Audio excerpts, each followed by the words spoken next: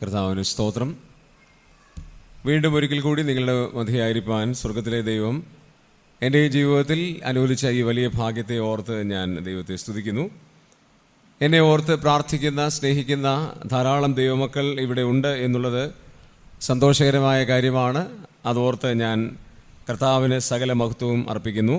ഇന്നത്തെ ധ്യാനത്തിനായിട്ട് ഞാൻ വളരെ വേഗത്തിൽ ചില കാര്യങ്ങൾ നിങ്ങളോട് സംസാരിക്കാനായിട്ടാണ് കർത്താവിൽ ആഗ്രഹിക്കുന്നത്. നമ്മൾ കഴിഞ്ഞ 2 രാത്രിയിൽ ചിന്തിച്ച അതേ വിഷയത്തിലേക്കാണ് ഞാൻ വരാൻ പോകുന്നത്. യോഹന്നാൻ്റെ സുവിശേഷം 17-ാം അധ്യായം.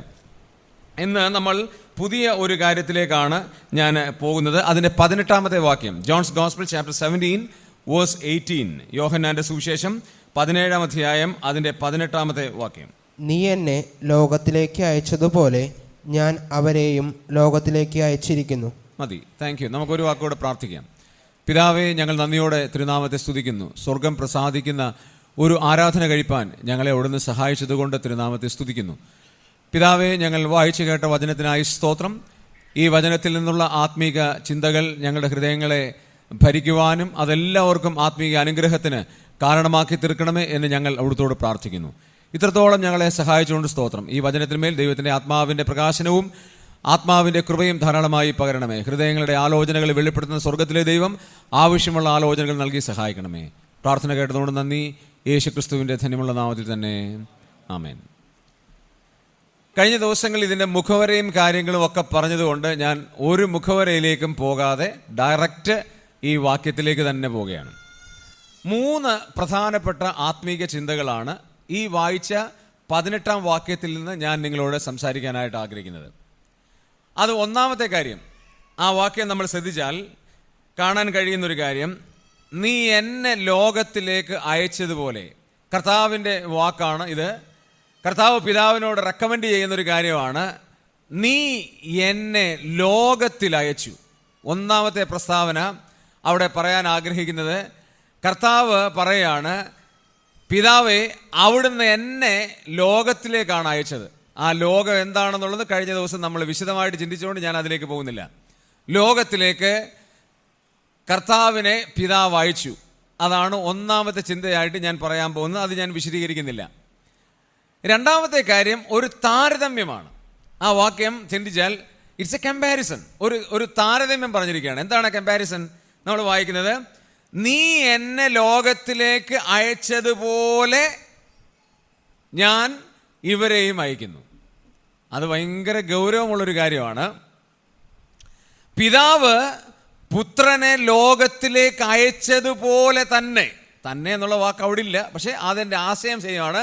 പിതാവ് പുത്രനെ ലോകത്തിലേക്ക് അയച്ചതുപോലെ ശിഷ്യന്മാരെയാണ് പ്രൈമറിലി അവിടെ വിഷയീഭവിക്കുന്നത്. എന്നാൽ നമ്മളെയും ലോകത്തിലേക്ക് എന്ത് ചെയ്തിരിക്കുകയാണ്? അയച്ചിരിക്കുകയാണ്.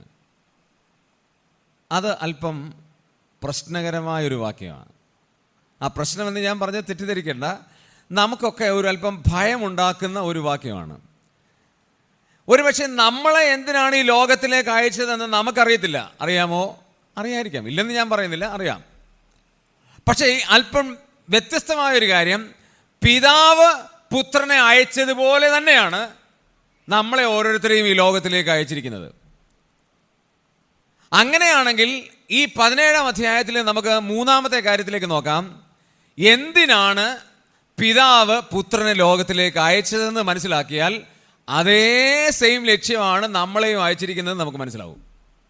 ഒന്നുകൂടെ ഞാൻ ആവർത്തിക്കാം. പിതാവ് പുത്രനെ എന്തിനാണ് ഈ ലോകത്തിലേക്ക് അയച്ചത് എന്ന് നമ്മൾ മനസ്സിലാക്കുമ്പോഴാണ് നമ്മളെയും ലോകത്തിലേക്ക് അയച്ചത് എന്തിനാണ് എന്ന് നമുക്ക് മനസ്സിലാക്കാനായിട്ട് സാധിക്കുന്നത്. റെയിൽവേയിലെ ഒരു ഓഫീസർ ഉണ്ടായിരുന്നു. അദ്ദേഹം 38 വർഷം വിജയകരമായി ജോലി പൂർത്തീകരിച്ച ഒരാളാണ്. അദ്ദേഹത്തിന് യാത്രയപ്പ് നൽകാനായിട്ട് തീരുമാനിച്ചു. അദ്ദേഹത്തിന് യാത്രയപ്പ് നൽകാൻ തീരുമാനിച്ചപ്പോൾ അദ്ദേഹം 38 വർഷം ട്രാക്കിലൂടെ ഒരു ചുറ്റികയൊക്കെ ആയിട്ട് ഇങ്ങനെ അത് അടിച്ചു പോകുന്ന ഒരു ട്രാക്കിൽ ഡെവലപ്പ് ചെയ്യുന്ന പോകുന്ന ഒരു ജോലിയാണ്. അദ്ദേഹത്തെ പിരിച്ചുവിടാൻ വേണ്ടിയുള്ളപ്പോൾ ആശംസാ പ്രസംഗകരായി, അതുപോലെ തന്നെ അദ്ദേഹത്തെ അനുമോദിക്കാൻ വേണ്ടി ഒത്തിരി ആളുകൾ വന്നു. അപ്പോൾ അനുമോദന കാര്യങ്ങളൊക്കെ പറഞ്ഞു. എന്നിട്ട് അദ്ദേഹം മറുപടി പ്രസംഗം എഴുന്നേറ്റപ്പോൾ അദ്ദേഹം ഇങ്ങനെ പറഞ്ഞു, എനിക്കൊരു സംശയമുണ്ട്. ഞാൻ ഇത്രയും നാൾ ഈ ജോലി ചെയ്തു, പക്ഷേ ഈ ജോലി എന്തിനാണ് ചെയ്തതെന്ന് എനിക്കറിയത്തില്ല എന്ന് പറഞ്ഞു. താനൊരു ചുറ്റികയും ഒരു കമ്പും എടുത്ത് ആ ട്രാക്കിലൂടെ പോകുന്നുണ്ട്. ഇന്നൊക്കെ ആണെങ്കിൽ അതിന് യോഗ്യതയുള്ളവരെയാണ് എടുക്കുന്നത്. പണ്ടത്തെ കാലത്ത് വേറെ ആരും ഇല്ലാത്തത് കൊണ്ട് ചില ആളുകൾ എന്ത് ചെയ്യും, നിയമിക്കുന്ന റെയിൽവേയുടെ സിസ്റ്റമാണ്.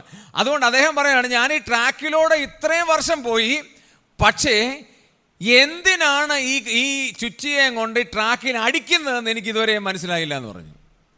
ഞാനിത് പറയാൻ കാരണം, നമ്മൾ ഇത്രയും നാൾ ജീവിച്ചിട്ടുണ്ട്, പക്ഷെ എന്തിനാ ജീവിച്ചിരിക്കുന്നത് നമുക്ക് ചിലർക്കറിയില്ല. Why you are in this world. നമ്മൾ എന്തിനാണ് ഈ ലോകത്തിലായിരിക്കുന്നത്? എപ്പോഴെങ്കിലും നമ്മളോട് ചോദിച്ചിട്ടുണ്ടോ? നമുക്ക് നോക്കാം, കർത്താവിനെ എന്തിനാണ് ഈ ലോകത്തിലേക്ക് അയച്ചതെന്ന് നോക്കാം. 17-ാം അധ്യായം 3-ാമത്തെ വാക്യത്തിൽ 1-ാമത്തെ കാര്യം കാണാൻ കഴിയും. ചാപ്റ്റർ 17 വേഴ്സ് 3, 1-ാമത്തെ കാര്യം. അവിടെ ദൈവത്തിന്റെ ആത്മാവ് പറയാണ്, ഏകസത്യ ദൈവമായ നിന്നെയും നീ അയച്ചിരിക്കുന്ന യേശുക്രിസ്തുവിനെയും അറിയുന്നത് തന്നെ നിത്യജീവനാകുന്നു. അപ്പൊ യേശുക്രിസ്തുവിനെ അയച്ചത് എന്തിനു വേണ്ടിയാ? ഏക സത്യമായ ദൈവത്തെയും ആ ദൈവം അയച്ച യേശുക്രിസ്തുവിനെയും ലോകം അറിയാൻ വേണ്ടിയാണ് യേശുക്രിസ്തുവിനെ ഈ ഭൂമിയിലേക്ക് അയച്ചത്. അതിനെ നമ്മൾ ഇങ്ങനെ ചിന്തിച്ചാൽ, ലോകത്തിലുള്ള എല്ലാവരും പിതാവായ ദൈവത്തെ അറിയണം. ആ ഒരൊറ്റ ലക്ഷ്യത്തിന് വേണ്ടിയാണ് യേശുക്രിസ്തുവിനെ ഈ ഭൂമിയിലേക്ക് അയച്ചത്. അപ്പൊ പിതാവായ ദൈവത്തെ എല്ലാവർക്കും അറിയില്ലായിരുന്നോ? പഴയ നിയമ പശ്ചാത്തലത്തിൽ നമ്മൾ ചിന്തിച്ചാൽ, കുറെ സെക്ട് ഓഫ് പീപ്പിളിന് മാത്രമേ യഹോവയെ കുറിച്ച് അറിയുള്ളൂ. എല്ലാവർക്കും യഹോവയെ അറിയാനുള്ള മാർഗങ്ങളൊന്നുമില്ലായിരുന്നു.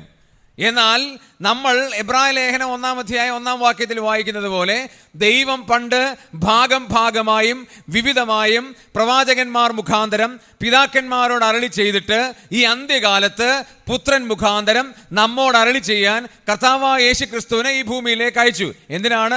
പിതാക്കന്മാരോട് ഭാഗമായിട്ടായിരുന്നു, ഡൈവേഴ്സ് മാനേഴ്സിലായിരുന്നു, ഡിഫറെൻറ്റ് മെത്തേഡ്സിലായിരുന്നു. എന്നാൽ പുത്രൻ മുഖാന്തരം നമ്മളോട് പൂർണ്ണമായി അറിയിക്കാൻ പിതാവ് പുത്രനെ ഈ ലോകത്തിലേക്ക് അയച്ചു. എന്തിനാണെന്നറിയാമോ? ഈ ലോകത്തിൽ നിത്യജീവൻ ലഭിക്കേണ്ടതിന്, മറ്റുള്ളവർക്ക് നിത്യജീവൻ ലഭിക്കേണ്ടതിനാണ് യേശുക്രിസ്തുവിനെ ഈ ലോകത്തിലേക്ക് അയച്ചത്. അതാണ് ആ വാക്യം പറയുന്നത്, ഏക സത്യദൈവമായ നിന്നെയും നീ അയച്ചിരിക്കുന്ന യേശുക്രിസ്തുവിനെ അറിയുന്നത് തന്നെ നിത്യജീവനാണ്. നമ്മയും ഈ ലോകത്തിൽ അയച്ചത് എന്തിനാ? നിത്യജീവൻ മറ്റുള്ളവർക്ക് പ്രദാനം ചെയ്യാനാണ്. ഈ ലോകത്തിൽ നമ്മളെ അയച്ച ആ ഒരൊറ്റ ലക്ഷ്യമാണ്. ഈ ലോകത്തിൽ സമ്പാദിക്കേണ്ട എന്ന് ഞാൻ പറയുന്നില്ല, ജോലി വേണ്ട എന്ന് പറയുന്നില്ല, നമുക്ക് വാഹനം വേണ്ട എന്ന് പറയുന്നില്ല. ഇതെല്ലാം ആവശ്യമാണ്. പക്ഷേ അതിൻ്റെ ആത്യന്തികമായ ലക്ഷ്യം എന്ന് പറയുന്നത്, അതിൻ്റെ ഏറ്റവും ഇമ്പോർട്ടൻ്റ് ആയ പ്രയോറിറ്റൈസ് എന്ന് പറയുന്നത്, നമ്മുടെ ജീവിതത്തിൽ ജീവിത മുഖാന്തരം, നമ്മുടെ വാഹന മുഖാന്തരം, നമ്മുടെ ഭവന മുഖാന്തരം, നമ്മുടെ ജോലി സാഹചര്യങ്ങൾ മുഖാന്തരം ഒരാളെങ്കിലും യേശുക്രിസ്തുവിൻ്റെ നിത്യജീവനിലേക്ക് വരണം എന്നുള്ളതാണ് ഏറ്റവും വലിയ ആഗ്രഹം. അതിന് നമ്മൾ ചെയ്യേണ്ടത് യഥാർത്ഥ ക്രിസ്ത്യാനിയായിട്ട് ജീവിച്ചാൽ മാത്രം മതി. നമുക്ക് പറയാൻ പറ്റാത്ത സാഹചര്യങ്ങൾ കാണുമായിരിക്കാം. ഞങ്ങൾ പല സന്ദർഭങ്ങളിലും സുവിശേഷം പരസ്യമായിട്ട് പറയാനുള്ള യാതൊരു അവസരവും ഇല്ല. കേരളത്തിലൊക്കെ എന്ത് ഭാഗ്യമാണ്, പരസ്യമൊക്കെ നടത്തുമ്പോൾ ഞങ്ങൾ കൊതിച്ചിട്ടുണ്ട്, ഞങ്ങളും നടത്തിയാലോ. അങ്ങനെ ഞങ്ങളുടെ സഹോദരന്മാരുടെ തീരുമാനത്തിൽ ഒന്ന് പരസ്യവും നടത്താമെന്ന് തീരുമാനിച്ചു. ഞങ്ങളുടെ സഭയുടെ മീറ്റിങ്ങിൽ ഞങ്ങളിങ്ങനെ സഹോദരന്മാർ ആലോചിച്ച് പറഞ്ഞു, നമുക്കൊന്ന് പരസ്യവും നടത്തിയാലോ, അത് നടത്താം. അപ്പോഴാണ് ഞങ്ങളുടെ അവിടുത്തെ ദക്ഷിണ കന്നഡ IG ഒരു പ്രഖ്യാപനം നടത്തി. ഈ കഴിഞ്ഞ ജൂലൈ മാസത്തിലാണ് ഞങ്ങൾ തീരുമാനം എടുക്കുന്നത്, ജൂണിലാണ് തീരുമാനം എടുക്കുന്നത്. ജൂലൈ മാസം മുതൽ ഒരു പുതിയ പ്രഖ്യാപനം വന്നു. ഇനിയും ആർക്കും മൈക്ക് സാങ്ഷൻ കൊടുക്കുന്നതല്ല. പരസ്യ പ്രസ്താവനകളോ പരസ്യ മീറ്റിങ്ങുകളോ എടുക്കണമെങ്കിൽ ഗവൺമെൻറ് കളക്ടറുടെ ഭാഗത്ത് നിന്ന് നേരത്തെ മുൻകൂട്ടി പെർമിഷൻ എടുക്കാതെ തരത്തില്ല. ഞങ്ങളവിടെ ഒരു പെന്തിക്കോസിലെ ഒരൊറ്റ ഒരു മനുഷ്യൻ കൺവെൻഷൻ നടത്തുന്നുണ്ട്. അദ്ദേഹം പെർമിഷന് വേണ്ടി ചെന്ന് ചോദിച്ചപ്പോൾ പറഞ്ഞു, ಗೌರ್ಮೆಂಟ್ ಪೊಲೀಸ್ പറഞ്ഞത് ನಾವು ಪರ್ಮಿಷನ್ ಕೊಡಲಿಕ್ಕೆ ಆಗುವುದಿಲ್ಲ, ಏನಾದರೂ ಬೇಕಾದರೆ ಮಾಡಿ ತೊಂದರೆ ಬಂದರೆ ನೀವು ತಗೊಳ್ಬೇಕು. പെർമിഷൻ തരില്ല, എന്ത് വേണം നിങ്ങൾ ചെയ്തോ, പക്ഷെ എന്തെല്ലാം പ്രശ്നം വന്നാലും അത് മുഴുവൻ നിങ്ങൾക്കെതിരെ FIR ചാർത്തി ഞങ്ങൾ എന്ത് ചെയ്യും, കേസെടുക്കും. ഞാൻ പറഞ്ഞതിനർത്ഥം, ഒരാളോട് പരസ്യമായി സുവിശേഷം പറയാനാവില്ലാത്ത എത്രയോ മേഖലകളുണ്ട്. അവിടെ ചെയ്യുന്ന കാര്യം എന്നാണെന്നറിയാമോ? ജസ്റ്റ് ക്രിസ്ത്യാനിയായിട്ട് ജീവിക്കുക. എൻ്റെ ഒരു ഫ്രണ്ടുണ്ട്, അദ്ദേഹം ഫ്രണ്ടായത് ഒരു യാത്രയിലാണ്. അതാണ് ഞാൻ പറഞ്ഞു വരുന്നത്. ഒരു ഫ്രണ്ടുണ്ട്, അദ്ദേഹം ബാംഗ്ലൂരിലാണ്. ഞങ്ങൾ അവിടെ ചെന്നപ്പോൾ അവിടുന്ന് ഒരു ടാക്സി വിളിച്ചു. അപ്പോൾ നമുക്കറിയാം ഓല ടാക്സി വിളിച്ചിട്ട് ഒരു സ്ഥലത്ത് പോകാൻ വേണ്ടിയാണ്. ആ സ്ഥലത്ത് പോകാൻ വേണ്ടി ഓല ടാക്സി വിളിച്ചു, നമ്പറൊക്കെ ഡയൽ ചെയ്തു, വന്നു. വന്നു കഴിഞ്ഞപ്പോൾ അദ്ദേഹം ഈ ക്രിസ്തീയ കന്നഡ പാട്ട് അതിനകത്ത് ഇട്ടിരിക്കുകയാണ്. അപ്പോൾ ഞങ്ങൾ കന്നഡയിലാണ് സംസാരിക്കുന്നത്. അപ്പോൾ കന്നഡ പാട്ട് ഇട്ടിരിക്കുകയാണ്. അപ്പോൾ കന്നഡ പാട്ടിട്ടപ്പോൾ നല്ല കന്നഡ ക്രിസ്തീയ പാട്ട്. ഉടനെ ഞാൻ ചോദിച്ചു, എന്താണ് ഇങ്ങനെ ഈ പാട്ടിട്ടിരിക്കുന്നത് എന്ന് ചോദിച്ചു. അപ്പോൾ പറഞ്ഞു, ഞങ്ങളുടെ കയറുന്ന ഓഡിയൻസിന് ഇഷ്ടമാണെങ്കിൽ അത് ഇടും, സാർ നിർത്തണമെങ്കിൽ ഞാൻ നിർത്തിയേക്കാമെന്ന് പറഞ്ഞു. ഞാൻ പറഞ്ഞില്ല, അല്ല നിർത്തണ്ട, നിങ്ങളെങ്ങനെ എപ്പോഴും ചെയ്യുമോ? അപ്പോൾ എനിക്ക് മനസ്സിലായി എന്തോ സംതിങ് ഡിഫറെൻ്റ് ഉണ്ട്. അപ്പം ഞാൻ ചോദിച്ചു, എന്താണ് നിങ്ങൾ ഈ പാട്ടൊക്കെ ഇടുന്നത്? പിന്നെ അതിൻ്റെ മുകളിൽ ഈ കാറിൻ്റെ ഏറ്റവും ഫ്രണ്ടിൽ ട്രാക്റ്റൊക്കെ ഇരിപ്പുണ്ട്. നിങ്ങളുടെ യാത്ര എങ്ങോട്ട്? കന്നഡയിൽ എഴുതിയ ട്രാക്റ്റാണ്, നിങ്ങളുടെ യാത്ര എങ്ങോട്ട്? ഇത് കഴിഞ്ഞ് ഉടനെ അദ്ദേഹം ആ ട്രാക്റ്റ് കൊടുക്കും. അപ്പം ഞാൻ ചോദിച്ചു, നിങ്ങൾ ആരാണ്? ഉടനെ പറഞ്ഞു, ഞാനൊരു ബിലീവറാണ്. ഞാനൊരു ഉന്നതമായ ജോലി മലേഷ്യയിൽ ഉണ്ടായിരുന്ന ഒരാളാണ്, ഒരു തമിഴ് സഹോദരനാണ്. ഉന്നതമായൊരു ജോലി ഉണ്ടായിരുന്ന ഒരാളാണ്. ഞാൻ ആ ജോലി രാജിവെച്ചിട്ട് ഞാൻ ബാംഗ്ലൂരിൽ വന്നിട്ട് കന്നഡ അറിയാം, തമിഴ് അറിയാം, മലയാളം സ്വല്പ അറിയാം, ഇംഗ്ലീഷ് നല്ലോണം അറിയാം, ഹിന്ദി അറിയാം, 5 ലാംഗ്വേജ് അറിയാം. അദ്ദേഹം ജസ്റ്റ് കാര്യത്തിന് വേണ്ടി ജോലിയാന്ന് പറഞ്ഞ് അദ്ദേഹം ഒരു ടാക്സി ഓടിക്കുകയാണ്. ലക്ഷ്യം എന്താണെന്നറിയാമോ? ഗോസ്പൽ ഷെയർ ചെയ്യുക. അതല്ലാതെ ഒരൊറ്റ ലക്ഷ്യമില്ല. എനിക്ക് ഭയങ്കരമായിട്ട് ത്രില്ലിംഗ് ആയി. ഞാൻ അദ്ദേഹത്തിന് ചോദിച്ചു, താങ്കളുടെ ലൈഫ് ഞാൻ പലയിടത്തും പ്രസംഗിക്കുമ്പോൾ പറയുന്നതിന് വിരോധമുണ്ടോ? ഒരു വിരോധമില്ല സാർ, എവിടെ വേണമെങ്കിലും പറഞ്ഞോളൂ, എൻ്റെ പേര് പറയരുതെന്ന് മാത്രമേ ഉള്ളൂ, എൻ്റെ അനുഭവം എവിടെ വേണമെങ്കിലും പറഞ്ഞോളൂ എന്ന് പറഞ്ഞു. ഞാൻ ചോദിച്ചു, എന്നാ പേര് പറയാത്ത? പേരറിയാൻ ആഗ്രഹിക്കുന്നില്ല, കാരണം എൻ്റെ പേര് ലോകത്തിൽ ആരും അറിയരുത്, എൻ്റെ കർത്താവ് മാത്രം അറിഞ്ഞാൽ മതി. എന്തോ ഒരു കാഴ്ചപ്പാടാണെന്ന് ഓർത്ത് നോക്കിയേ. ചില മനുഷ്യരെ ദൈവം ഈ ലോകത്തിൽ അങ്ങനെ ആക്കിയിരിക്കുകയാണ്. എന്തിനാണെന്നറിയാമോ? ഗോസ്പൽ ഷെയർ ചെയ്യാൻ.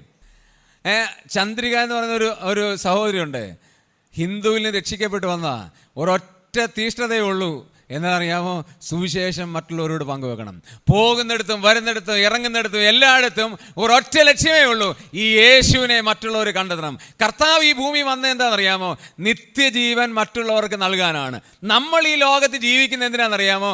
ഒരാളെയെങ്കിലും കർത്താവിലേക്ക് നയിക്കുക എന്നുള്ള ഒരൊറ്റ ലക്ഷ്യം മാത്രമാണ്. അതിനാണ് കർത്താവ് നമ്മെ ഈ ഭൂമിയിലേക്ക് അയച്ചത്. രണ്ടാമത്തെ കാര്യത്തിലേക്ക് വരാം. കർത്താവ് എന്തിനാണ് ഈ ഭൂമിയിലേക്ക് വന്നത്? 4-ാമത്തെ വാക്യം ഒന്ന് വായിക്കാം. വേഴ്സ് 4. രണ്ടാമത്തെ കാര്യം കർത്താവ് പറയുകയാണ്, ഞാൻ ഭൂമിയിൽ നിന്നെ മഹത്വപ്പെടുത്തി നീ എനിക്ക് ചെയ്യുവാൻ തന്ന പ്രവൃത്തി തികച്ചിരിക്കുന്നു. രണ്ടാമത്തെ കാര്യം, കർത്താവ് ഈ ഭൂമിയിലേക്ക് വന്നു. ഇങ്ങനെയാണ്, പിതാവ് പുത്രനെ അയച്ചതുപോലെ. അപ്പൊ പിതാവ് പുത്രനെ അയച്ച എന്തിനാണ് എന്ന് 4-ാം വാക്യം വ്യക്തമാണ്. എന്താണ്? ഒന്നുകൂടെ വായിച്ചേ മോനെ. ഞാൻ ഭൂമിയിൽ നിന്നെ മഹത്വപ്പെടുത്തി. അതിന്റെ ലാസ്റ്റ് പാർട്ട് ശ്രദ്ധിക്കണം. നീ എനിക്ക് ചെയ്യാൻ തന്ന പ്രവൃത്തി ഞാൻ തികച്ചിരിക്കുന്നു. അവിടുത്തെ ഒരൊറ്റ പ്രസ്താവനയുണ്ട്. എന്താണെന്നറിയാം? അതാണ് ഞാൻ പറയാൻ ഉദ്ദേശിക്കുന്നത്. നീ എനിക്ക് ചെയ്യാൻ തന്ന പ്രവൃത്തി. പിതാവ് പുത്രനെ ലോകത്തിലേക്ക് അയച്ചപ്പോൾ ചെറിയ കുറെ ജോലികൾ ഏൽപ്പിച്ചു. ചെറുതെന്ന് ഞാൻ ഇൻവേർട്ടർ കോമയിലാണ് പറയുന്നത്, ചെറുതല്ല. പക്ഷെ ചെറുതെന്ന് ഞാൻ പറയുന്നതിന് അർത്ഥം ഞാൻ പിന്നീട് പറയുന്നതാണ്. ചെറിയ ചില ജോലികൾ ഏൽപ്പിച്ചു. തന്നെ ഏൽപ്പിച്ച ജോലി അത് വിശ്വസ്തപൂർവം കർത്താവ് എന്ത് ചെയ്തു. നമ്മളെ ദൈവം ഏൽപ്പിച്ച ജോലി എന്താ? നമ്മൾ ഈ ലോകത്തിൽ എവിടെ ജനിക്കണമെന്ന് നമ്മൾ ആരും തീരുമാനിച്ചതല്ല. ഏത് അപ്പൻ്റെ അമ്മയുടെയും മകനായിട്ട് ജനിക്കണമെന്ന് നമ്മൾ തീരുമാനിച്ചതല്ല. നമ്മൾ ഏത് വർഷം ജനിക്കണമെന്ന് നമ്മൾ തീരുമാനിച്ചതല്ല. ഏത് രാജ്യത്ത് ജനിക്കണമെന്ന് നമ്മൾ തീരുമാനിച്ചില്ല. ഏത് ദേശത്ത് ജനിക്കണമെന്ന് നമ്മൾ തീരുമാനിച്ചില്ല. ഏത് എറയിൽ ഏത് കാലഘട്ടത്തിൽ ജനിക്കണമെന്ന് നമ്മൾ തീരുമാനിച്ചില്ല. ദൈവത്തിൻ്റെ പ്രവർത്തന പദ്ധതിയിൽ ഓരോ വർഷം, ഓരോ ആണ്ടിൽ, ഓരോ കൃത്യമായ ഇയറിൽ നമ്മളെ കൊണ്ടുവന്ന് ദൈവം ജനിപ്പിച്ചു. ഞാൻ അതിനെ ഇങ്ങനെ പറയാണ്, ഞാൻ പലപ്പോഴും ചിന്തിക്കാറുണ്ട്, എന്നെ എന്തിനാണ് ഈ 1070കളിൽ ജനിപ്പിച്ചത്? എന്തിനാണ് ഈ യങ് ഏജിൽ എന്നെ ഉപയോഗിക്കുന്നത്? ഞാൻ ഇടയ്ക്ക് ചിന്തിക്കാറുണ്ട്. അപ്പോൾ എൻ്റെ കാരണം, എന്നെ ദൈവം ഡിസൈൻ ചെയ്തത് ഈ ഒരു കാലഘട്ടത്തിൽ യുവാക്കന്മാരോട്, കുടുംബങ്ങളോട്, ദേശത്തോട് സംസാരിക്കാൻ വേണ്ടിയാണ്. കാരണം എനിക്ക് ദൈവം ചെയ്ത ശുശ്രൂഷ പ്രവൃത്തി ആ നിലയിലാണ്. എന്നോടുള്ള ബന്ധത്തിൽ മാത്രമല്ല, നമ്മളോട് ഓരോരുത്തരോടുള്ള ബന്ധത്തിലും നമ്മൾ ഈ കാലഘട്ടത്തിൽ ദൈവം ആക്കി വച്ചിരിക്കുന്നത് ഈ കാലഘട്ടത്തിന് അനുയോജ്യമായ രീതിയിലാണ്. ടെക്നോളജി വൈസ്, ഇപ്പോഴത്തെ ഇൻഫ്രാസ്ട്രക്ചർ വൈസ് ദൈവം നമുക്ക് ബുദ്ധിയും വിവേകവും പരിജ്ഞാനവും നൽകിയിരിക്കുന്നത് എന്തിനാണെന്നറിയാമോ? നമ്മൾ ഈ യുഗത്തിൽ, ഈ കാലഘട്ടത്തിൽ കർത്താവിന് വേണ്ടി ശോഭിക്കാനായിട്ടാണ്. കർത്താവിന് അറിയാമായിരുന്നു എന്തിനാണ് കർത്താവിനെ ഈ ഭൂമിയിലേക്ക് അയച്ചതെന്ന്. കൃത്യമായ മാസ്റ്റർ പ്ലാൻ ഉണ്ടായിരുന്നു. നമ്മുടെ മാസ്റ്റർ പ്ലാൻ എന്താണ്? ഞങ്ങൾ ഈ കോളേജിലൊക്കെ അവർക്ക് game planning, goal setting, how to lead a good life എന്നുള്ള പല ടോപ്പിക്സുകൾ ക്ലാസ് എടുക്കാനായിട്ട് പോകും. അപ്പോൾ ഞങ്ങൾ ആദ്യം പറയുന്നൊരു കാര്യമുണ്ട്, നിങ്ങളുടെ ജീവിതത്തിൽ ഒരു ബ്ലൂ പ്രിൻ്റ് ഉണ്ടാകണം. നിങ്ങളുടെ ലൈഫിൽ നിങ്ങളെക്കുറിച്ച് ഒരു ബ്ലൂ പ്രിൻ്റ് ഉണ്ടാകണം. നമ്മൾ ഇത്രയും വർഷം ജീവിച്ചു, ഇത്രയും വർഷം നമ്മൾ ഈ ലോകത്തിൽ വളരെ ഭംഗിയായിട്ടാണ് ജീവിച്ചതെന്നാണ് നമ്മൾ ചിന്തിക്കുന്നത്. അങ്ങനെ കുഴപ്പമൊന്നുമില്ല. പക്ഷേ ഇനിയും നമുക്കുള്ള അവസരം എങ്ങനെ വിനിയോഗിക്കാനായിട്ട് സാധിക്കും? 1965 വയസ്സ് കഴിഞ്ഞപ്പോഴാണ് ലീല ഗ്രൂപ്പ് ഓഫ് ഹോട്ടൽസ് അദ്ദേഹം സ്ഥാപിച്ചത്. എത്ര വയസ്സുള്ളപ്പോഴാണെന്ന് ഓർക്കണം? 65. ഇന്ന് ഇന്ത്യയിലെ ഏറ്റവും മേജർ ഹോട്ടലുകളിലൊന്നാണ് ലീല ഗ്രൂപ്പ്സിൻ്റെ ഹോട്ടലുകൾ. 65 വയസ്സുള്ളപ്പോഴാണ് അദ്ദേഹം അത് സ്ഥാപിച്ചത്. നമ്മൾ വിചാരിക്കും ഇനി എന്നെക്കൊണ്ട് എന്നാ പറ്റും, എന്നെക്കൊണ്ട് ഇനി ഒന്നും പറ്റൂല, എന്നെക്കൊണ്ട് ഒന്നും സാധ്യമാകില്ല. കുടിയാൻമലയിൽ ഒരു സഹോദരിയുണ്ട്. ആ സഹോദരി മേളിൽ കോൺക്രീറ്റിൻ്റെ മുകളിൽ നിന്ന് താഴെ വീണ് ക്ഷീണിതയായി കഴിയുന്ന ഒരു സഹോദരിയാണ്. എൻ്റെ ഫ്രണ്ട് ജോമോൻ്റെ മദറാണ്. ആ കിടപ്പിൽ കിടന്നുകൊണ്ട് എത്ര പേരോടാണ് സുവിശേഷം പങ്കുവെക്കുന്നറിയാമോ? ഒന്നും എഴുന്നേക്കാൻ പറ്റൂല. പക്ഷെ അവിടെ കിടന്നുകൊണ്ട് അനേകരോട് സുവിശേഷം പറയാനുള്ള അവസരങ്ങൾ ആ സഹോദരി ഒരുക്കുകയാണ്. ഞങ്ങളുടെ കർണാടകത്തിൽ ഞങ്ങൾ വിസിറ്റ് ചെയ്തപ്പോൾ, ഭവന സന്ദർശനം ചെയ്തപ്പോൾ, ഒരു വീട്ടിൽ ചെന്നപ്പോൾ ആ വീട്ടിലുള്ള ആ ഒരു വൃദ്ധനാണ്. അദ്ദേഹത്തിന് ഒരു 70-72 വയസ്സുണ്ട്. ഞങ്ങൾ ഈ സുവിശേഷം പറഞ്ഞു ചെന്നപ്പോൾ ആ വീട്ടിലും കയറിയപ്പോൾ അവിടെ പടങ്ങളൊന്നുമില്ല. മാതാവിൻ്റെ പടമില്ല, യേശുവിൻ്റെ പടമില്ല, പുണ്യവാളന്മാരുടെ പടമൊന്നുമില്ല. ഇപ്പോൾ കയറി ചെന്നപ്പോൾ തന്നെ ഞങ്ങൾക്ക് ആ വീട് കണ്ടപ്പോൾ എന്തോ ഒരു പ്രത്യേകത തോന്നി. ഞങ്ങൾ ചോദിച്ചു, നിങ്ങൾ ഏത് കൂട്ടായ്മയിലാണ് പോകുന്നത്? ഞങ്ങളൊരു കൂട്ടായ്മയിലും പോകുന്നില്ല, ഞങ്ങൾ ഇങ്ങനെ ജീവിക്കുന്ന ഒരാളാണ്. അപ്പോൾ ചോദിച്ചു, എവിടെയാണ് നാട്? എൻ്റെ നാട് കുടിയാൽമലയാണ്, അവിടുന്ന് വർഷങ്ങൾക്ക് മുമ്പ് ഞങ്ങൾ ഇവിടെ വന്നതാണ് എന്ന് പറഞ്ഞു. അപ്പോൾ സാഹചര്യം ചോദിച്ച് വന്നപ്പം ഈ സഹോദരി സുവിശേഷം പറഞ്ഞ് രക്ഷിക്കപ്പെട്ട ഒരു അച്ഛനാണ്. 72-73 വയസ്സുള്ള ഒരു വൃദ്ധനായ ആൾ. നമുക്ക് രോഗം സംബന്ധിച്ച് കിടക്കുകയാണെങ്കിലും നമുക്ക് എന്ത് പറയാം? We can share gospel to others. നമുക്ക് സുവിശേഷം മറ്റുള്ളവരോട് പങ്കുവെക്കാം.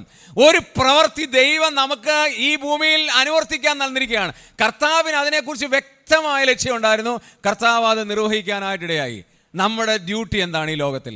എത്ര വർഷം നമ്മൾ ഈ ലോകത്തിൽ ജീവിക്കുന്നു എന്നതിനല്ല അർത്ഥം, പിന്നെ എങ്ങനെ ജീവിച്ചു എന്നുള്ളതാണ് അർത്ഥം.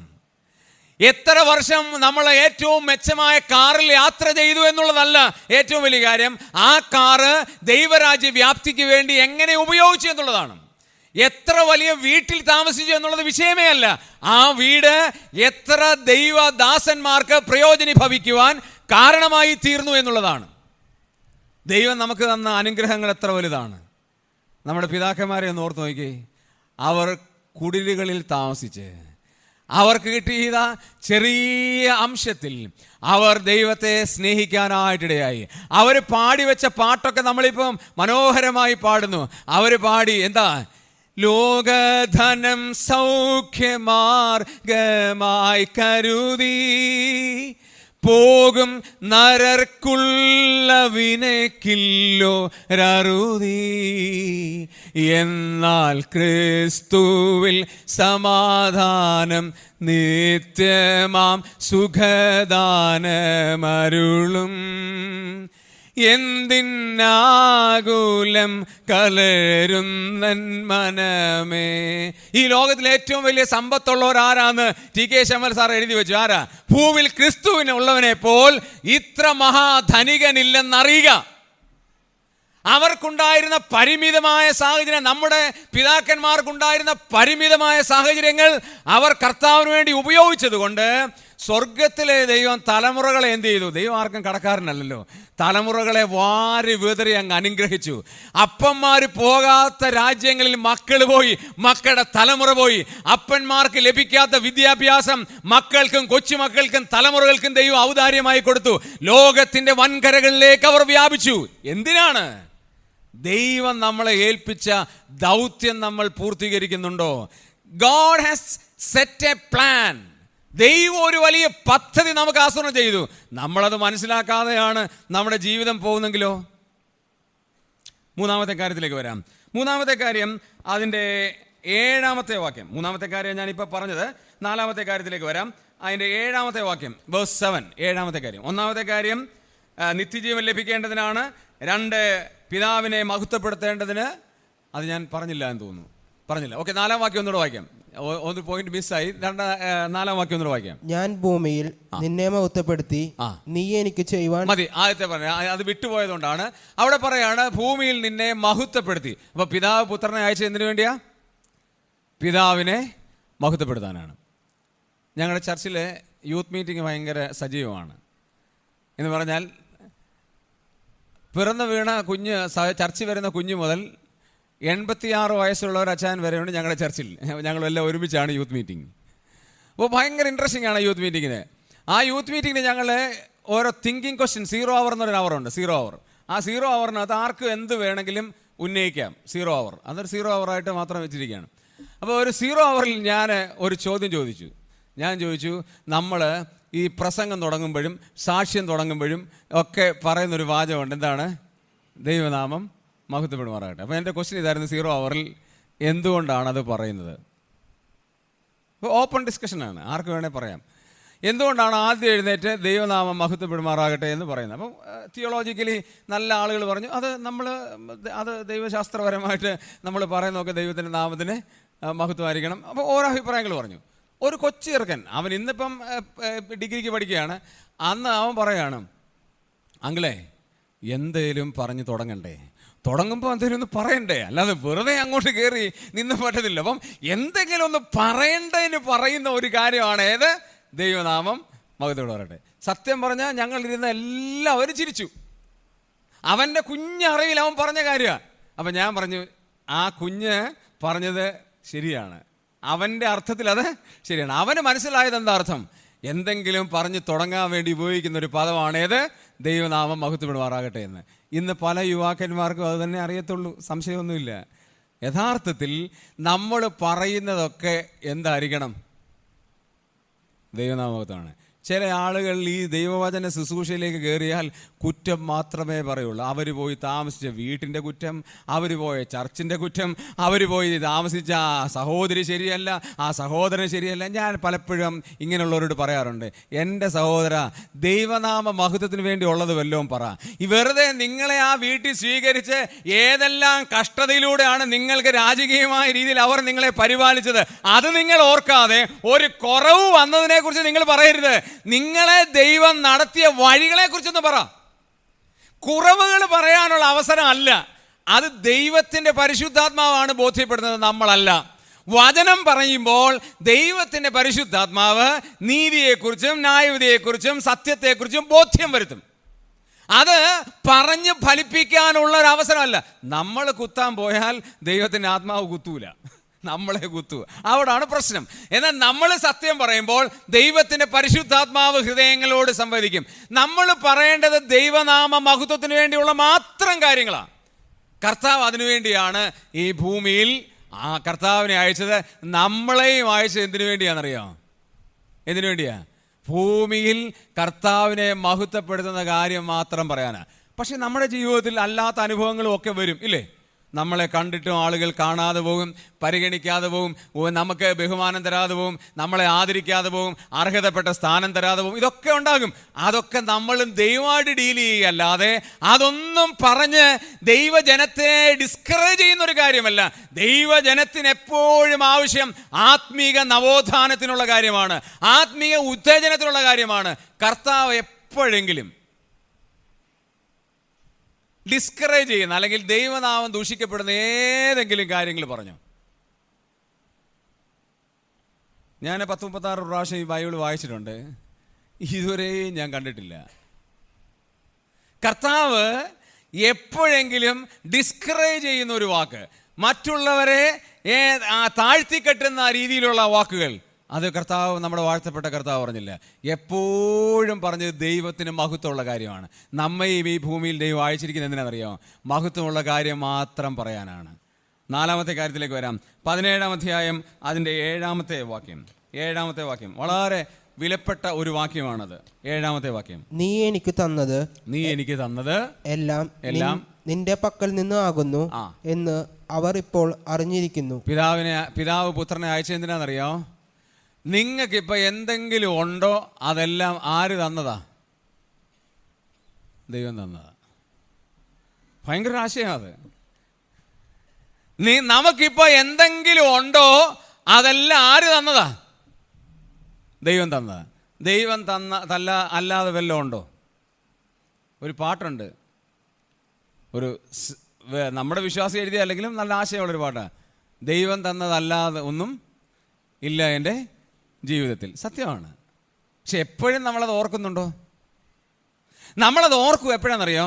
ഒരു രോഗം വന്ന് നമ്മൾ കിടക്കുമ്പോൾ, അയ്യോ എൻ്റെ കർത്താവേ, ദൈവം നടത്തിയ വഴി എത്ര ആഗോചരമാണ്. കണ്ണ് കാണാതിരിക്കുമ്പം കണ്ണിൻ്റെ കാഴ്ച അറിയാം എന്ന് പറയുന്നത് പോലെ രോഗം സംബന്ധിച്ചൊക്കെ ആയിരിക്കുമ്പം, പ്രയാസം സംബന്ധിച്ചൊക്കെ ആയിരിക്കുമ്പം നമ്മൾ ഓർക്കും, എൻ്റെ ദൈവമേ അവിടുന്നാണ് നടത്തിയത്. പക്ഷെ ദൈവം ഈ വചനത്തിലൂടെ നമ്മളോട് ആശയവിനിമയം ചെയ്യുന്ന ഏറ്റവും വലിയ കാര്യം, ഒന്നുകൂടെ വാക്യം ഒന്ന് ശ്രദ്ധിച്ച് വായിക്കാം. അവിടെ പറയാം, എൻ്റെ ബൈബിളിൽ അത് വായിക്കാൻ പറ്റത്തില്ല, കാരണം അത് കീറിപ്പോയിരിക്കുകയാണ്. അതിൻ്റെ ഭാഗം കീറിപ്പോയതുകൊണ്ടാണ് ഞാൻ നിങ്ങളെ കൊണ്ട് വായിപ്പിക്കുന്നത്. ഓക്കെ. നീ എനിക്ക് തന്നതെല്ലാം നിന്റെ പക്കൽ നിന്ന്, അതായത് പുത്രനായ യേശുക്രിസ്തുവിന് കിട്ടിയതെല്ലാം ആര് തന്നതാ? പിതാവായ ദൈവം കൊടുത്തതാ. നമുക്ക് കിട്ടിയതെല്ലാം ആര് തന്നതാ? ദൈവം തന്നതാ. കൊരിന്ത്യർ ലേഖനത്തിൽ 1 കൊരിന്ത്യർ 4-ാം അധ്യായത്തിൽ പൗലോസ് കൊരിന്ത്യരോട് 3 ചോദ്യം ചോദിക്കുന്നുണ്ട്. 4-ാം അധ്യായത്തിൽ, നിങ്ങൾക്ക് ലഭിച്ചതല്ലാതെ വേറെ എന്തുണ്ട്? എന്താ ഉള്ളേ? സ്വർഗത്തിലെ ദൈവം തന്നതല്ലാതെ നമുക്ക് വേറെ വല്ലതും ഉണ്ടോ? നമ്മളൊന്ന് കൗണ്ട് ചെയ്ത് നോക്കി, എന്തെങ്കിലും ഉണ്ടോ? ദൈവം തന്നതല്ലാതെ വേറെ എന്തെങ്കിലും ഉണ്ടോ? നമ്മൾ അകത്തോട്ട് വലിക്കുന്ന ശ്വാസം. കോവിഡ് സമയത്ത് നമ്മൾ ആ ശ്വാസത്തിന് വേണ്ടി വെയിറ്റ് ചെയ്തു, ഇല്ലേ? ചെയ്തോ? ശ്വാസം മുട്ടലുണ്ടായി. ഓരോ ആളുകൾ, ഡോക്ടേഴ്സൊക്കെ പറയുകയാണ്. എന്നെ പഠിപ്പിച്ചൊരു അധ്യാപകനുണ്ട്, അദ്ദേഹം ബാപ്റ്റിസ്റ്റ് ഹോസ്പിറ്റലിലെ HOD ആണ്. അദ്ദേഹം പറഞ്ഞിങ്ങനെയാണ്, കോവിഡ് സമയത്താണ് ഞാൻ മനസ്സിലാക്കിയ ഒരു കാര്യം, ഓരോ ശ്വാസവും ദൈവത്തിൻ്റെ ദാനമാണ് എന്ന് അപ്പോഴാണ് എനിക്ക് ബോധ്യമായെന്ന് പറഞ്ഞു. കാരണം ആ ബാപ്റ്റിസ്റ്റ് ഹോസ്പിറ്റലിലേക്ക് രോഗികൾ എത്തുമ്പോൾ ആയിരക്കണക്കിന് രോഗികളെ മാസ്കും ആ ഡ്രസ്സൊക്കെ ഇട്ട് താൻ സ്വീകരിക്കുമ്പോൾ ഓരോരുത്തരുടെ ശ്വാസത്തിന് വേണ്ടി പെടയുന്നത് കാണുമ്പോൾ, ഡോക്ടർ വിശ്വാസിയാണ്, അദ്ദേഹം ദൈവത്തോട് പ്രാർത്ഥിച്ചിട്ട് പറയാണ്, എൻ്റെ ദൈവമേ, ഓരോ ശ്വാസവും ദൈവത്തിൻ്റെ ദാനമാണ് എന്ന് ഞാൻ തിരിച്ചറിഞ്ഞത് അപ്പോഴാണ്. നമ്മുടെ ശ്വാസം പോലും ദൈവത്തിൻ്റെ ദാനമാണ്. നമ്മൾ എപ്പോഴെങ്കിലും അറിഞ്ഞുകൊണ്ട് ശ്വാസം വിടുന്നുണ്ടോ? ഗോളിച്ചാൻ എന്നോട് സംസാരിച്ചുകൊണ്ടിരിക്കുക. അപ്പം ഞാൻ ഗോളിച്ചാനോട് പറയാം, അച്ഛാ ഒന്ന് നിൽക്കുക, ഞാനൊന്ന് ശ്വാസം വലിക്കി വിടട്ടെ, ഇനിയും പറ എന്ന് പറയാറില്ല. കാരണം അത് ഓട്ടോമാറ്റിക്കലി നടക്കുകയാണ്. നമ്മളൊരാളോട് സംസാരിക്കുമ്പം ഞാൻ മെസ്സേജ് പറയുമ്പോൾ, നിൽക്കും മോളെ, ഞാൻ ഒരു നിമിഷം ഞാനൊന്ന് ശ്വാസം വിടട്ടെ എന്ന് പറയുന്ന പോലും ഇല്ല. ഈ പ്രക്രിയ ഓട്ടോമാറ്റിക്കലി നടക്കുകയാണ്. ഇതെങ്ങനെയാണ് നടക്കുന്നത്? എപ്പോഴെങ്കിലും ചിന്തിച്ചിട്ടുണ്ടോ? ഇതിൻ്റെ അകത്ത് എന്തെല്ലാം വസ്തുതകളുണ്ടോ നമുക്കറിയാമോ? ഞങ്ങളുടെ ഒരു മോള് ദുബായിൽ നിന്ന് അവളുടെ നാട്ടിൽ വന്നു, കർണാടകത്തിൽ വന്നു, ഒരു സർജറിക്ക് വേണ്ടി വന്നത് എന്തിനാന്ന് ചോദിച്ചാൽ, അവളുടെ ഈ ദഹനരസം ഈ വയറ്റിലോട്ട് ജസ്റ്റ് വീഴുകയാണ്. അത് പ്രശ്നമാണ്, അത് ഭയങ്കര കോംപ്ലിക്കേറ്റഡാണ്. അത് സർജറി ചെയ്യാൻ വേണ്ടി വന്നതാണ്. അവളൊരു നേഴ്സാണ് ബേസിക്കലി. അപ്പം ഞാൻ ചോദിച്ചു, ഇതെങ്ങനെ മോളെ ഇത്? എൻ്റെ അങ്കിളെ, ഈ ശരീരത്തിൽ നടക്കുന്ന ഓരോ കാര്യങ്ങളും നമ്മൾ ചിന്തിക്കുകയാണെങ്കിൽ, ഇവിടെ കുറേ ഡോക്ടേഴ്സ് ഉണ്ടല്ലോ, പ്രത്യേകം പറയേണ്ട ആവശ്യമില്ല. ഈ ശരീരത്തിൻ്റെ സിസ്റ്റം ഒന്ന് ചിന്തിച്ചാൽ, ഈ സിസ്റ്റം എങ്ങനെയാണ് നടക്കുന്നത്, പതോളജി ലാബിലോ അല്ലെങ്കിൽ പതോളജിയുടെ ക്ലാസ്സിലൊന്ന് പോയിരുന്നാൽ നമ്മളൊക്കെ വണ്ടർ അടിക്കും. അതുകൊണ്ടാണ് സങ്കീർത്തനക്കാരൻ പറഞ്ഞത്, നീ എന്നെ അതിശയകരമായി സൃഷ്ടിച്ചിരിക്കുക. നമ്മുടെ ഓരോ ശ്വാസവും ദൈവത്തിൻ്റെ ദാനമാണ്. ഞാൻ അവസാനത്തെ കാര്യം കൂടെ പറഞ്ഞ് അവസാനിപ്പിക്കാം. അവസാനത്തെ കാര്യം അതിൻ്റെ 23-ാമത്തെ വാക്യമാണ്, വേഴ്സ് 23. വേഴ്സ് 23 എന്താ പറയുന്നറിയോ? നീ എന്നെ അയച്ചിരിക്കുന്നു എന്നും നീ എന്നെ സ്നേഹിക്കുന്നത് പോലെ അവരെയും സ്നേഹിക്കുന്നു എന്നും ലോകമറിയുവാൻ നാം ഒന്നായിരിക്കുന്നത് പോലെ അവരും ഒന്നാകേണ്ടതിനും ഞാൻ അവരിലും നീ എന്നിലുമായി അവർ ഐക്യത്തിൽ തികഞ്ഞവരായി ഇരിക്കേണ്ടതിനു തന്നെ. അപ്പോൾ അത് ഭയങ്കര കോംപ്ലിക്കേറ്റഡ് വേഴ്സ് ആണ്. വീട്ടിൽ പോയി ധ്യാനപരമായിട്ട് ചിന്തിച്ചാൽ മതി. ഒറ്റ വാചകം ഞാൻ പറയാം, കർത്താവിൻ്റെ സ്നേഹം നമ്മിലാകാൻ വേണ്ടിയാണ് പിതാവ് പുത്രനെ അയച്ചത്. നമ്മൾ ഈ ഭൂമിയിൽ ജീവിക്കുന്ന എന്തിനാണെന്നറിയാമോ? ക്രിസ്തുവിൻ്റെ സ്നേഹം മറ്റുള്ളവരിൽ എന്ത് ചെയ്യുക? പകരം. ഒറ്റ കാര്യമുള്ളൂ, ഞാൻ ഈ ആളുകളോട് ഇടിച്ചു കയറി മിണ്ടുന്ന ഒരാളല്ല. എനിക്ക് ഭയങ്കര ബുദ്ധിമുട്ടാണ്. ഒരാൾ ചിരിച്ചാൽ ഞാൻ ചിരിച്ച് കാണിക്കും. അങ്ങോട്ട് കയറി എന്തോ ബ്രദറെ എവിടുന്ന ചോദിക്കാറില്ല. അതുകൊണ്ട് സുവിശേഷം പറയാൻ പോകുമ്പം ആകെപ്പാടെ പ്രശ്നമാണ്. കാരണം ഇടിച്ചു കയറി മിണ്ടാൻ എനിക്കറിയത്തില്ല. പക്ഷേ എൻ്റെ ഭാര്യ അങ്ങനല്ല. ഇങ്ങനെ ഒരു കമ്പേ തുറ്റി ഒരു തുണി പോയാലും പുള്ളിക്കാരോട് ചോദിക്കും ചേച്ചി എവിടെ പോയാന്ന് ചോദിക്കും. അതുകൊണ്ട് ഞങ്ങൾ രണ്ടും കൂടാണ് വർക്കിന് പോകുന്നത്. കാരണം പുള്ളിക്കാർ ഇടിച്ചു കയറി മിണ്ടിക്കോളും. അപ്പം ഞാൻ കുറച്ച് സ്ലോ ആണ്, ഇങ്ങനെ മിണ്ടാനൊക്കെ ഭയങ്കര പുറകിലാണ്. അപ്പോൾ അങ്ങനെ ഇതില്ല. അപ്പോൾ എന്ത് ചെയ്യുന്നറിയാം, നമ്മൾ മിണ്ടാൻ അങ്ങനെ ഇടിച്ചു കയറി മിണ്ടാത്തത് കൊണ്ട് ഞാൻ അവലംബിക്കുന്നൊരു കാര്യം ജസ്റ്റ് പുഞ്ചിരിക്കുക. ജസ്റ്റ് ഒരു പുഞ്ചിരി ചെയ്യുമ്പം അവർ തിരിച്ചു ചിരിക്കുക, എന്താണ് എന്നെ നോക്കി ചിരിച്ചേ, എന്താണ് ദൈവത്തിൻ്റെ സ്നേഹം നമുക്ക് മറ്റുള്ളവരോട് പങ്കുവെക്കാൻ ഒരു പുഞ്ചിരി കൊണ്ട് സാധിക്കും. ഞാൻ പറഞ്ഞതിൻ്റെ അർത്ഥം അതാണ്. ജസ്റ്റ് ഒന്ന് പുഞ്ചിരിക്കുന്നതിലൂടെ ഒന്ന് പുഞ്ചിരിക്കാൻ സാധിച്ചെങ്കിൽ അത് ദൈവത്തിൻ്റെ സ്നേഹം മറ്റുള്ളവരിൽ പകരുന്നതാണ്. പ്രിയമുള്ളവർ, ഇതിനു വേണ്ടിയാണ് ദൈവം നമ്മെ ഈ ഭൂമിയിലേക്ക് അയച്ചത്. കർത്താവിനെ അയച്ചതുപോലെ നമ്മയും അയച്ചിരിക്കുന്നു. ആ വലിയ ലക്ഷ്യം നമ്മൾ മനസ്സിലാക്കി ദൈവത്തിന് ഏറ്റവും പ്രയോജനമായി ജീവിപ്പാൻ സർവശക്തനായ ദൈവം നമ്മെ ഏവരെയും അനുവദിക്കട്ടെ എന്നുള്ള പ്രാർത്ഥനയോടുകൂടി ഞാൻ എൻ്റെ വാക്കുകൾക്ക് പൂർണ്ണ വിരാമം ഇടുന്നു. കർത്താവിൻ്റെ നാമം മാത്രം വാഴ്ത്തപ്പെടുമാറാകട്ടെ.